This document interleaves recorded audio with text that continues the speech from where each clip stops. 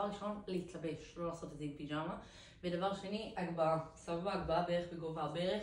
אם יהיה יותר, אם יהיה פחות, תמצאו מה שתשיגו, הכל טוב. העיקר לזוז קצת. ואז אני מכניסה אותו טיפה, מבליטה את החזה, נוגעת וחוזרת. אז נתחיל בשכיבות צמיחה על הגבהה או על הרצפה למי שקל.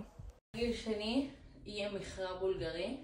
אני מתיישבת על הרגל, את הרגל השנייה מושיטה. כאן, עכשיו למי שיש משקלים וזה, יכולה גם להוסיף פה בידיים את הגב קדימה. ואני ממש יורדת לאט דרך הרגל הזאת, חושבת על לכופף אותה.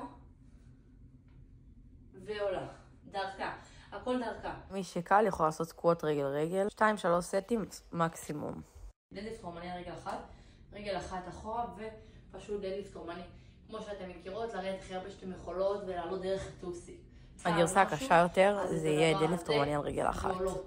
ניתוק של הרגל, רוצה את הגב ואת הרגל באותו גובה, שימו לב. אתם רואות איך המעבדת תשיב במשקל ועולה. סבבה? זה גם רגל.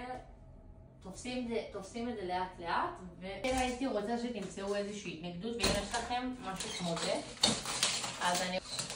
נעולות לזיקצות. ודבר כזה. מי שקלה על רגל אחת, שימו לב. והתרגיל הבא יהיה לגב. אני רוצה שתכופפו כאילו לדדליפט רומני, תתפסו את מה שיש לכם, ותחתרו לכיוון הפופי. וירידה. סבבה? בגדול. תרגיל אחרון, פשוט ג'קסונים, ואם זה קשה, פשוט לקרב את הרגליים אלינו.